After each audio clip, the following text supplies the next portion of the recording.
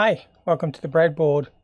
In previous video we looked at upgrading my Ender 3 from the old 8-bit controller to 32-bit controller. While we were there, we also looked at how you can upgrade the stock firmware, which I did in that video. I've since put it back to the base default one because there is a little issue. I wanted to use Octoprint with it so that I can remotely control it and play with settings and things like that, but it wasn't behaving properly and I got some weird messages. So currently my Ender 3 is connected to my Octoprint instance, so I'll just bring that up so you can see right here. And I had the hot end on, which is why my temperature is reading a little high right now. I get this warning. I've put a brand new Octoprint, very latest, onto my Octoprint Raspberry Pi computer, and it's telling me that the firmware is broken. Implementation of the communications protocol is wrong. That may cause problems, failures, other annoyances. So we got to take steps to make Octoprint work properly, and you can go in and find more information and things. I'm not going to go into here right now. And if you look at this right hand part of the screen here, you can see that I've got these temperature messages coming up.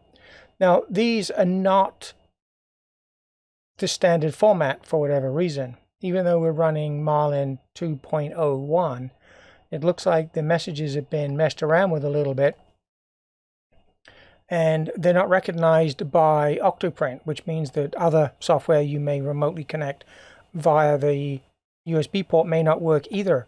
I should be able to just click here and suppress the output, but if I just clear all for a second, you'll see it's still coming out, and it should be just summarizing that, which tells me that Octoprint is not recognizing this format.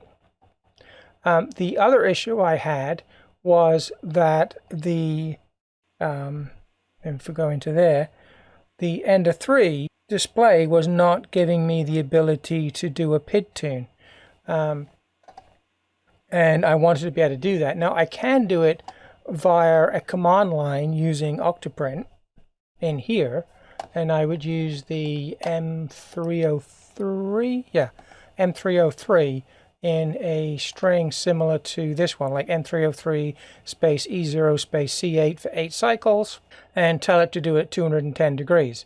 That would be great, but I want to be able to do it from the console, and I want to be able to show other people how to do it from the actual Ender 3 display console, not from a command line like this. So that's another thing that's missing. Now, as I said, at least it's there in command line mode, but a lot of people don't run Octoprint, so what's to be done there, right? And there's a few other menus that I want to be able to have on my screen as well, plus a few other tweaks.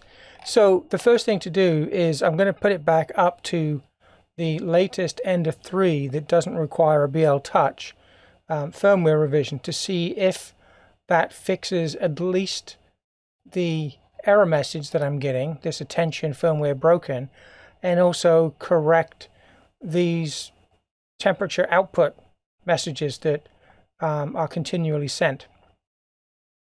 So let me just pause the video here. I've already got a SD card set with the latest firmware on it, which I showed you how to install in the previous video.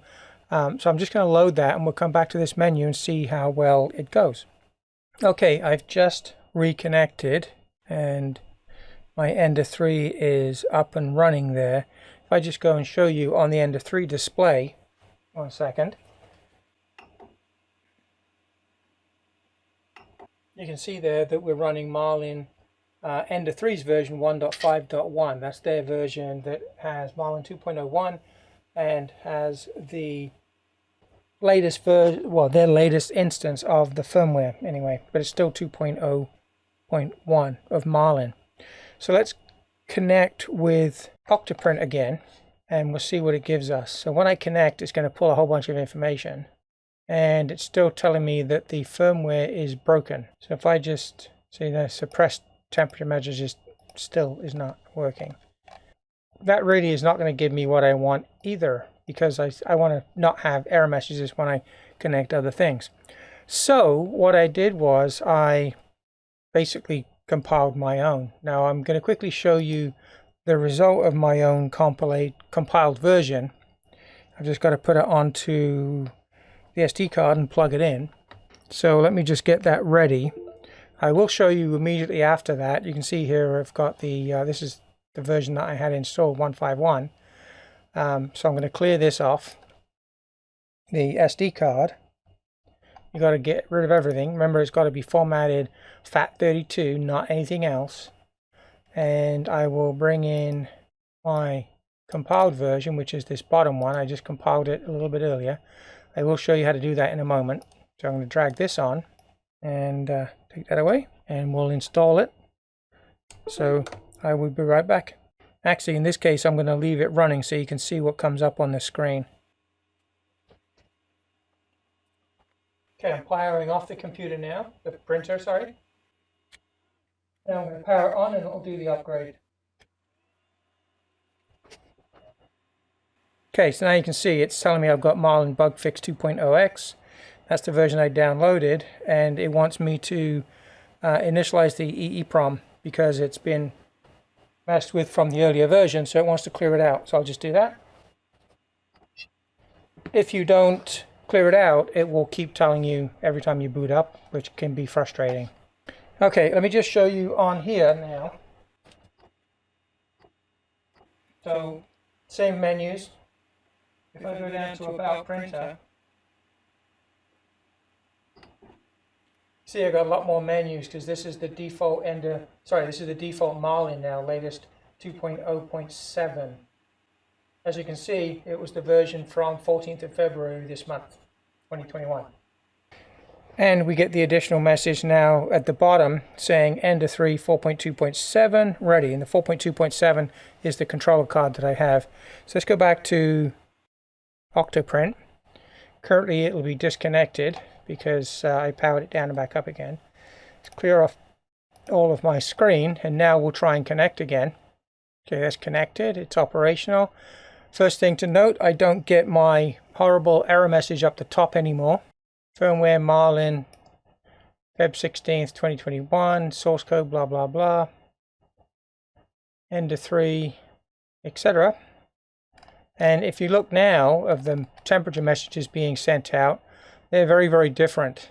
And if I click suppress temperature messages, they all get rolled up, which is the way it's supposed to happen within, say, Octoprint.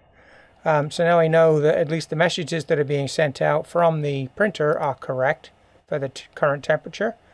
And I also know that the latest version of Marlin is installed. So what I wanted to, going back to all of this, what I wanted to do was a PID tune. Okay, now I'll show you why I wanted to do that, because even here have I left the default PIDs in? Oh, no, I don't think I have. What was happening when I was trying to do some printing with the earlier set versions from Creality, it would take forever before it started printing, if at all, because it was continually hunting up and down for the correct value temperature that I had set. It kept overshooting and undershooting. So I'm going to show you how to do a quick PID tune. So if you go into Terminal, you can actually do this from the keyboard now because I've included it as a menu item. So let me just show you where the menu is for the PID tuning within the LCD menus on the printer itself.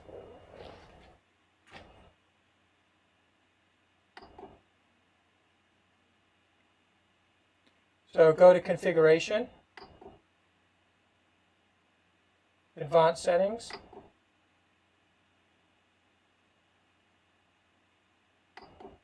Temperature. If you scroll down, you'll see the PID settings for the extruder, and you'll see that currently tuning is set to 185 degrees. I'm going to want to do it at 210 because that's where I do most of my PLA. I'm not going to initiate it from this menu because I want to be able to see a few things happening on the trending on Octoprint. So we'll leave that right there, and I'll bring up Octoprint screen. Now the other thing you notice now on Octoprint 2 is I've got both temperatures reading on the display here. Before, when I had it connected before I did the firmware upgrade, it wouldn't even show up these lines because it didn't understand the temperature readings that were coming back from the printer. So if I want to do a, well actually first of all, let me just, before I do a tune, let me just set a temperature of say 200 degrees and see how well it gets to it. You'll see it happening on the screen here. So we'll set 200 and tell it to go.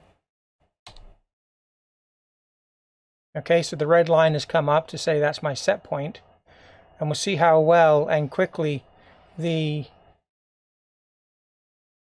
actual temperature catches up.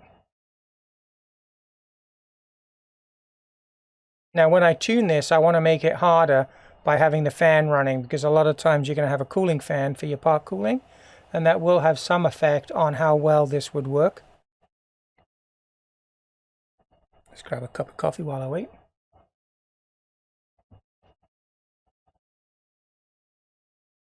So it's coming up pretty good. This is using the stock Ender 3 print head and stock thermistor. So this will be what you'd get if all you did was an upgrade on the controller itself. I will be very shortly doing an upgrade to an E3D V6 all metal hot end as well, because I want to be able to print some more exotic materials. Okay, so we're up to temperature. Let's see if it can, how far it's going to overshoot. I asked for 200. Yeah, it's doing pretty good. When I had this before, and I think I mentioned it in the previous video, it was exceeding 210, which was using the default PID values. You can see it's hunting a little bit here. It's gone down to 195. So the little cycling up on the screen here, I will zoom that in a little bit on editing just so you can see better. Let's just see if it settles down. There's no reason why it shouldn't be able to settle down at the set point. Yeah, so you can see it's actually settling down after a little bit. Now that's basically 2 and a bit minutes in to do that. So we want to be able to have it heat up pretty quickly and get to set point so we can get on printing. So, where is it? Under control. I'm going to turn the extruder fan on, part cooling fan. So the command to do that, as we can see right here, we sent an M command, was M106S255. It's a 8-bit value. So if I put in 128, it'll bring it down to about 50%. Actually, before I initiate that, there's the screen. You can see up in the top right corner, it shows it as running at 100%. Now I'm going to send that M106 command, and it's slowed down to 50%. So I'm going to do the PID tune with that in place. You can see it's settled down fairly well. So let's, just so we have a marker, I'll set the temperature back to 0. Okay, everything is cooled down and we're ready to run the PID tuning. Before we do that though, I just wanted to retrieve the current PID settings. So you use an M503 command in the terminal. I mean, you could do this from a PC as well. I'm just using it from the Octoprint. And you send the M503 and it gives you a list back of all of the stored parameters. So you can see currently P is set to 17.37, I is set to 0.93, and D is set to 81.45. We want to remember these because we want to see if it changes much after we've ran the PID tuning. And to run the PID tuning, I'm just going to use the default example that's in here, 303 PID autotune. And the example happens to be with the one I like to use anyway, which is M303 for PID tune, extruder 0, which I've only got one, so that is the extruder 0. Cycle 8 times, and set the temperature to be 210, which is where I do most of my printing. So that's the command. You can get all of these commands online. You can see here that I'm using marlinfirmware.org docs G-code M303 in this particular case. So you can see everything, all of the different commands that are in the G-code are all listed here. And as I said, we're using the M303. So back to Octoprint. And I'll initiate the command here, and I'm just going to be flipping between the temperature screen so we can see what's going on. And I'll come back to the terminal so you can see the cycling as what's being output as it's going through as well, changing settings. So let's put this in. So just to verify, you can see we're set. The temperature right now is at 22.5 degrees, which is room temperature here. So we'll go back to the terminal, we'll throw this in, so it's going to run the PID tune. There we go. I can hear the fan start up in the background there. And what we're going to see here is we'll see the temperature start to rise, but you don't see the set point. Because we're not actually setting a hot end temperature directly, you won't see a target temperature being displayed on this screen. But you will see the actual temperature, as you can see here, rising.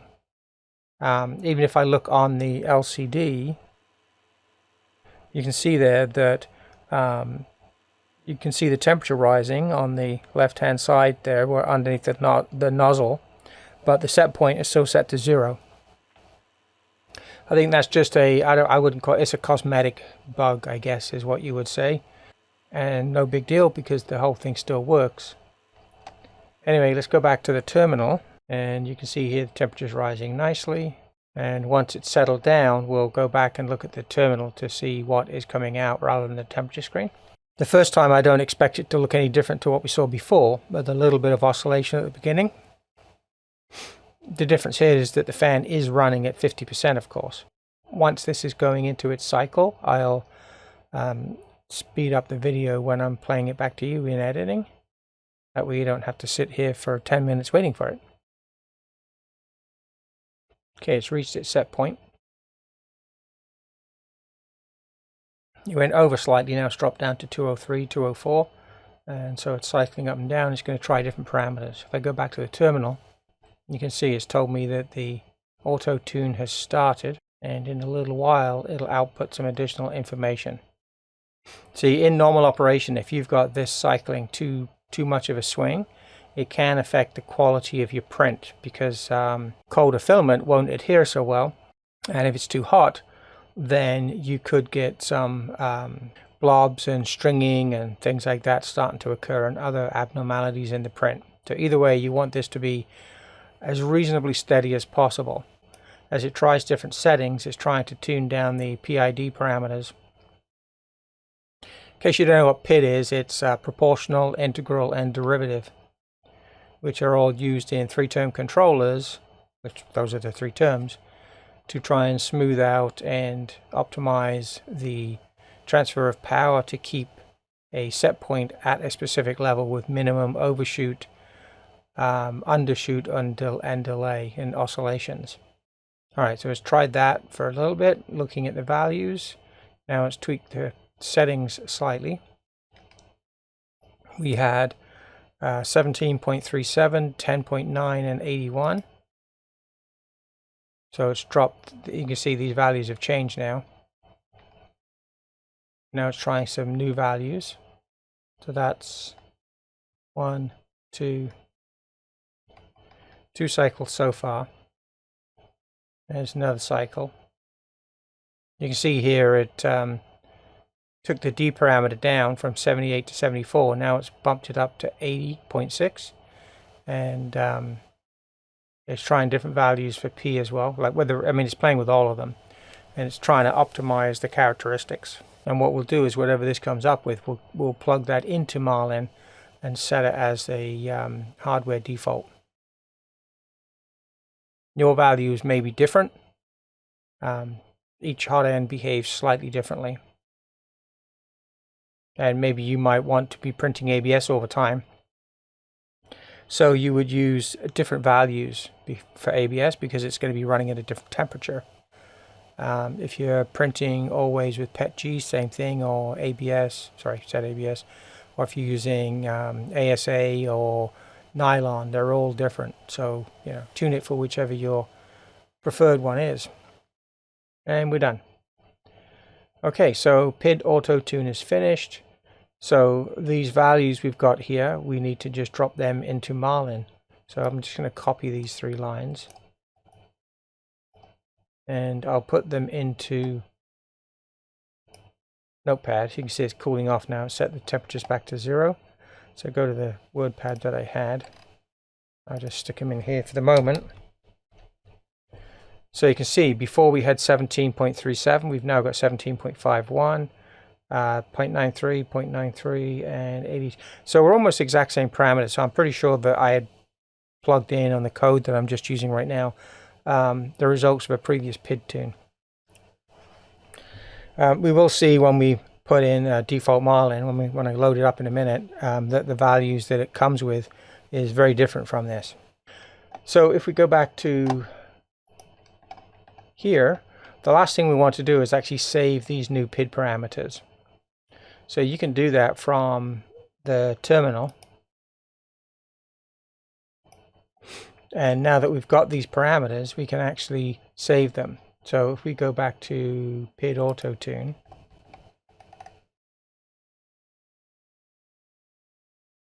where is it? Set hot end PID is an M301.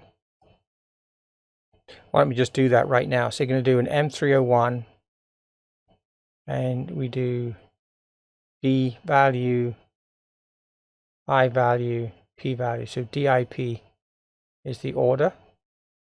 I'm not sure if you can change the order, whether it matter or not. These other values you don't have to set, I don't think. So M301, D value, P value, I value. So M301, P 1751, I 0.93, and D 8248. So we type that in, should come back with an OK. All right. And now we want to save with an M500. I remind myself there. So M500. So that should have saved it now. Now if I do an M503, we should get our new values back. So we should be seeing 1751 for the P. And there we go. So that's now saved them. All right. So let's go put them into the firmware and actually show you how to custom compile your own firmware.